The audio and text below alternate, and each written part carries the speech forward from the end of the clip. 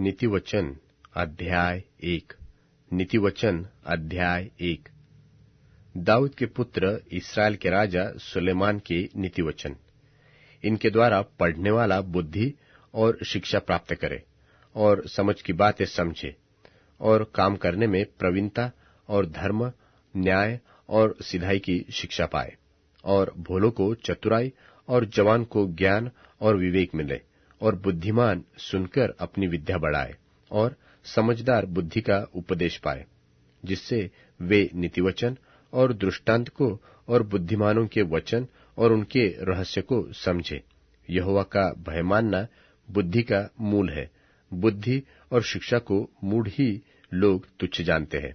हे मेरे पुत्र, अपने पिता की शिक्षा पर कान लगा और अपनी माता की शिक्षा को न तज, क्योंकि वे मानो तेरे सिर के लिए शोभायमान मुकुट और तेरे गले के लिए कंठमाला होगी। हे मेरे पुत्र, यदि पापी लोग तुझे फुसलाए तो उनकी बात न मानना। यदि वे कहे कि हमारे संग चल, हम हत्या करने के लिए घात लगाए, हम निर्दोषों की ताक में रहे, हम अधोलोक की नाई उनको जीवता कब्र में पड़े हुओं के समान समूचा निगल जाए, हमको सब प्रकार के अनमोल पदार्थ मिलेंगे, हम अपने घरों को लूट से भर लेंगे, तू हमारा सांझी हो जा, हम सबों का एक ही बटुआ होगा। तो हे मेरे पुत्र, तू उनके संग मार्ग में न चलना, वरन उनकी डगर में पाँव भी न धरना, क्योंकि वे बुराई ही करने को दौड़ते हैं और हत्या करने को पूर्ति करते हैं, क्योंकि पक्षी के देखते हुए जाल फैलाना व्यर्थ होता है, और ये लोग तो अपनी ही हत्या करने के लिए घात लगाते हैं और अपने ही प्राणों की घात की ताक में रहते हैं। सब लालचियों की चाल ऐसी ही होती है, उनका प्राण लालच ही के कारण नाश हो जाता है।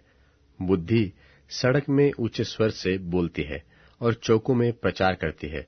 वह बाजारों की भीड़ में पुकारती है, वह फाटकों के बीच में और नगर के भीतर भी ये बातें बोलती है कि हे भोले लोगों, तुम कब तक भोलेपन से प्रीति रखोगे, और हे ठट्ठा करने वालों, तुम कब तक ठट्ठा करने से प्रसन्न रहोगे, और हे मूर्खों, तुम कब तक ज्ञान से बैर रखोगे। तुम मेरी डांट सुनकर मन फिराओ। सुनो, मैं अपनी आत्मा तुम्हारे लिए उंडेल दूंगी, मैं तुमको अपने वचन बताऊंगी।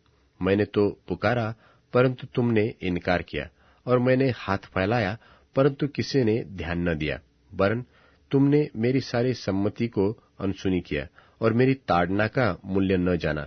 इसलिए मैं भी तुम्हारी विपत्ति के समय हंसूंगी, और जब तुम पर भय आ पड़ेगा, वरन आंधी की नाई तुम पर भय आ पड़ेगा और विपत्ति बवंडर के समान आ पड़ेगी और तुम संकट और सकीती में फंसोगे, तब मैं ठट्ठा करूंगी। उस समय वे मुझे पुकारेंगे और मैं न सुनूंगी। वे मुझे यत्न से ढूंढेंगे परंतु न पाएंगे, क्योंकि उन्होंने ज्ञान से बैर किया और यहोवा का भय मानना उनको न भाया। उन्होंने मेरी सम्मति न चाही, वरन मेरी सब ताड़नाओं को तुच्छ जाना।